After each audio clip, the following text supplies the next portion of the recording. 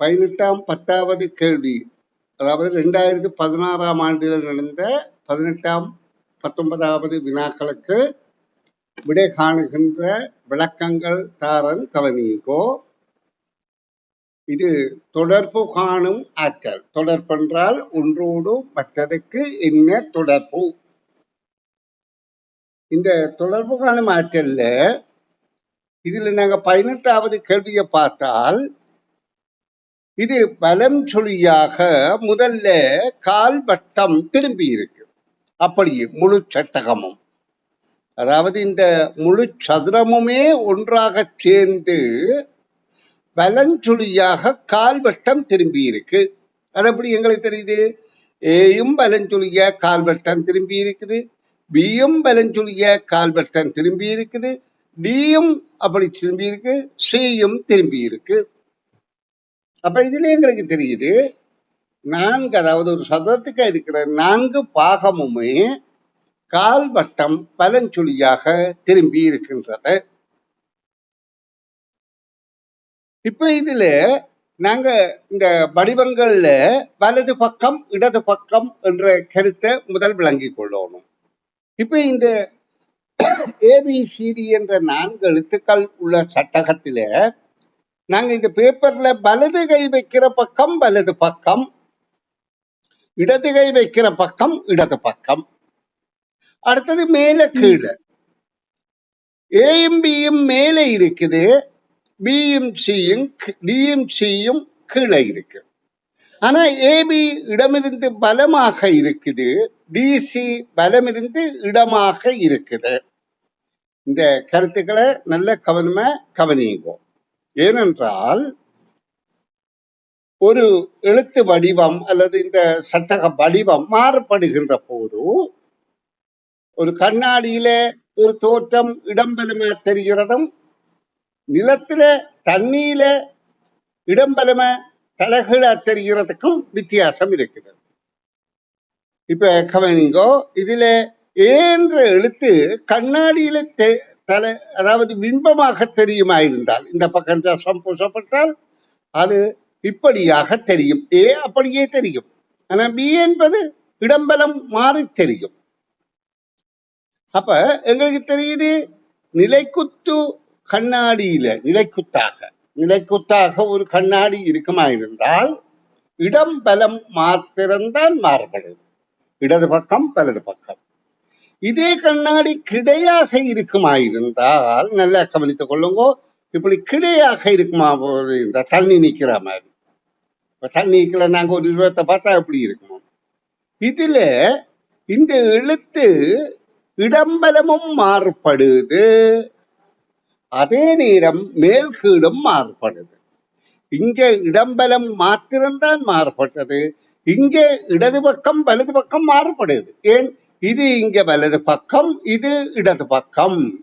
இப்ப நாங்க கீழே பார்க்கல, அதாவது இந்த பகுதி இங்க இருக்கு, இந்த பகுதி இங்க இருக்குது. ஆனால் நாங்கள் அதை குறிக்கிற போது இது வலது பக்கம், இது இடது பக்கம். அப்ப இடம்பலம் மாறுது. இப்ப நாங்க ஒரு ஆளை கருத்து போமா இருந்தா, ஒரு ஆள் நிக்கிறார் என்று வைத்துக் கொள்ளுங்க, அவற்றை கை இருக்கு வைத்துக் கொள்ளுங்க. இது அவற்ற வலது கை, இல்ல சாரி, இது அவற்ற வலது கை ஆளுக்கு, அவரைத்தான் நாங்கள் பார்க்கிறோம். இது பேப்பர்ல இடம்பலம் பார்க்கிறாங்க. இப்போ ஒரு ஆளுக்கு இது வலது கை, இது இடது கை. அவற்ற பிம்பம் உள்ளுக்கு தெரியக்கல, இந்த வலது கை இந்த பக்கமா தெரியுது, இடது கை இந்த பக்கமா தெரியுது. ஆனா இப்ப இவர் இங்க இப்படித்தானே பார்க்கிற பிம்பத்துல. அப்ப இது வலது கை மாதிரியும் இது இடது கை மாதிரியும் இடம்பலமும் மாறுபடுகின்றது, தலை கீழ் மேல் கீழும் மாறுபடுகின்றது. அதாவது தரையில இருக்கிற கிடைப்பட கண்ணாடியில, நிலைக்குத்து கண்ணாடி கிடை கண்ணாடி என்ற கருத்தை கொண்டு நாங்கள் இந்த மாறுபாடை புரிந்து கொள்வோம். அப்ப இப்ப ஏ என்பது கால்வட்டம் திரும்புற போது பொருத்தமாக இருக்கிறது. இது முழுவதுமே மாறுது. ஆனா சில வினாக்கள்ல ஒவ்வொரு எழுத்தும் ஒவ்வொரு பக்கமா மாறுபடலாம்.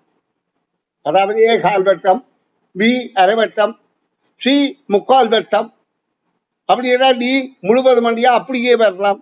அப்படியும் மாறுபடலாம், வலஞ்சுழியாக இடஞ்சுழியாக அப்படியும். ஆனா இங்கே எல்லாமே வலஞ்சுழியாக கால்வட்டம் மாறுபடுகின்றது. இடது பக்கம் இடது பக்கமா இருக்கு, வலது பக்கம் வலது பக்கமா இருக்குது. இது அடுத்த நிலையில இது இன்னும் கால்வட்டம் திரும்பிக்க இது தலை கீழாக மாறுகின்றது. அப்ப இப்ப கவனிங்கோ, இது இப்ப தலை கீழாக மாறுகின்ற போது மேலே வலது பக்கம் இருந்து இழுத்து இங்கே இடது பக்கம் மாறி வந்திருக்கின்றது. அப்ப இந்த விடையும் சரி, இந்த விடையும் சரி, இதுவும் சரி. வலது பக்கம் இருக்கிறது, இடது பக்கம் இருக்கிறது, இடது பக்கம் இருக்கின்றது. ஆனா தலைகளா இருக்கணும். இது தலைகள் இல்லாம இருக்க, அப்ப இந்த விட பிழை. இதுக்கும் தலைகளா இருக்கு, சரி. அப்ப ஏபி என்பது இடம்பலம் மாறுபட்டிருக்கு, தலை கீழ் மேல் கீழும் மாறுபட்டிருக்கு. தலைகள் என்றது தலை என்றது மேல கீழே, அப்ப மேல் கீழும் மாறுபட்டிருக்கு. இப்ப கீழ்ப்பாகத்தில் இருந்த சீதி என்பது இங்க பலமிருந்து இடமாக இருக்குது, இங்க இடமிருந்து பலமாக மாறிட்டது. அப்ப டி என்பது வலது பக்கத்துக்கு போய் சி என்பது இடது பக்கமாக மாறி இருக்குது. ஆன முறையில இது பொருத்தமாக இருக்கு. இதிலே அப்படியே இருக்குது, அதாவது சீதி மாறவில்லை, ஆனபடியா அது பொருந்தாது. ஏன் மாறவில்லை? அது நேராக இருக்குது. அதாவது எழுத்துக்கள் இடம் மாறி இருக்க ஒழிய அதின் எழுத்தின் தோற்றத்திலே மாற்றம் நிகழவில்லை. ஆக முதலாவது விடை பொருத்தமானது. இனி அடுத்த வினாவின் மாறுபாடுகளை தொடர்பு காணும் ஆற்றலை பார்ப்போம். இப்ப நாங்க பிரிக்கப்பட்ட பாகங்களை பார்த்தால் 8ஆக பிரிக்கப்படவில்லை. இங்க பாருங்க, நிலைக்குத்து, கிடைக்கோடு, பிறகு ஒவ்வொன்றும் இவ்விரண்டு பாகமா பிரித்திருக்கு. அப்ப இது 8 என்று சொன்னால் எங்களுக்கு திசைகளை அடிப்படையா வைத்து நாங்க சொல்ல முடியும். ஆனா இது கடிகார அமைப்பில இருக்கின்றது, ஓகே, ஒத்துக்கொள்ளலாம். 1 2 3 4 5 6 7 8 9 10 11 12. அப்ப இந்த கடிகார அமைப்பிலே 2 முள் இருக்குது. ஆனா இதுல மணிமுள், நிமிடமுள் என்று சிறிய முள் பெரிய முள்ளாக இல்லை.